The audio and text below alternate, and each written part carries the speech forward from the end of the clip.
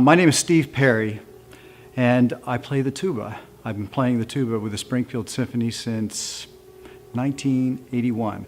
I grew up in Plainville, Connecticut. My father was my band director. Actually, even before that time, he was my 4th grade music teacher. My mother was my 5th and 6th grade music teacher.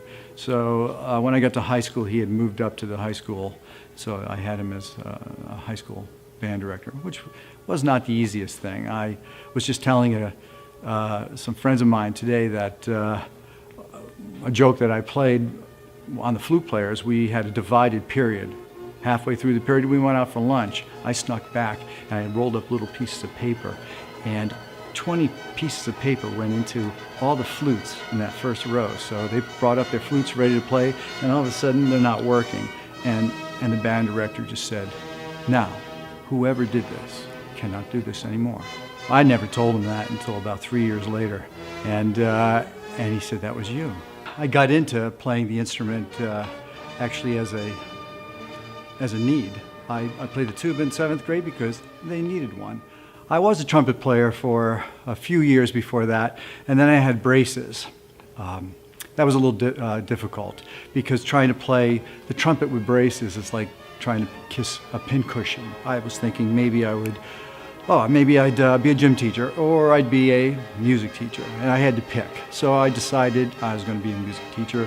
I went to a state school in Connecticut, and after a couple of years though, the tuba became a little more interesting.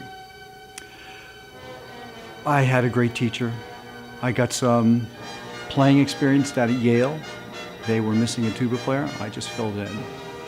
And then it sort of hit me how much I really liked doing this. In about 1830, there was an instrument called an ophicleide that Mendelssohn wrote for, and Berlioz wrote for, and that was the predecessor to the modern-day tuba. So we started about 1830, and we work our way up. We don't play Beethoven, we don't play Mozart, we don't play Bach. It's a real drag. We get to listen to that because we're sitting off stage, but occasionally we'll play transcriptions, just to amuse ourselves. But I like playing Berlioz. I like playing Wagner, Bruckner, Mahler. That's where the Germans wrote for the tuba, and they're the ones who experimented with a smaller tuba and made it a little larger, so most tuba players just relish playing Bruckner or Mahler. But also, I got into playing tuba mostly because of playing chamber music or in a brass quintet medium.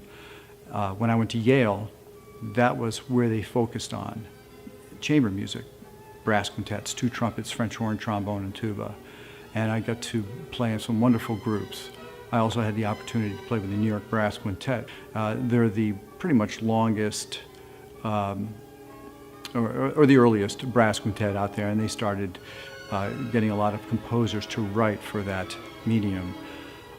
Before they retired, I played a half dozen concerts with them, so that was always that's been a very momentous piece in my life. I love New York. I made a lot of great friends. I played in a Broadway show. I was subbing in the ballet. I did some subbing in the Met. But actually, before I even got to New York, I had won this Springfield Symphony job. So I was still coming up to Springfield to play my tuba on weekends. I was also teaching at Hart School of Music. It was a busy life. I found myself in and out of New York, and I always knew that New York was only going to be part-time because there are things that I liked to do other than just play, and that is like bike. I didn't live close to Central Park. I also like to run. And to do what I'm doing right now, to be able to sustain this life is pretty difficult because getting up in the morning at 5:30, getting to school at 7, practicing to 8:30 in the morning and doing my teaching duties, and then the evenings are taken up pretty much right across the board. It's pretty grueling. But once again, I feel I can do all this because I have a varied lifestyle, and I love to work out. I do swim too, and I do triathlons as well.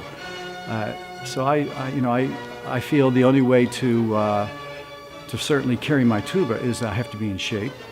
I also have to maintain a fairly good amount of air and be able to, be able to carry that air through my tuba all the time. So I do think about the health aspect. So that's always been very important in my life.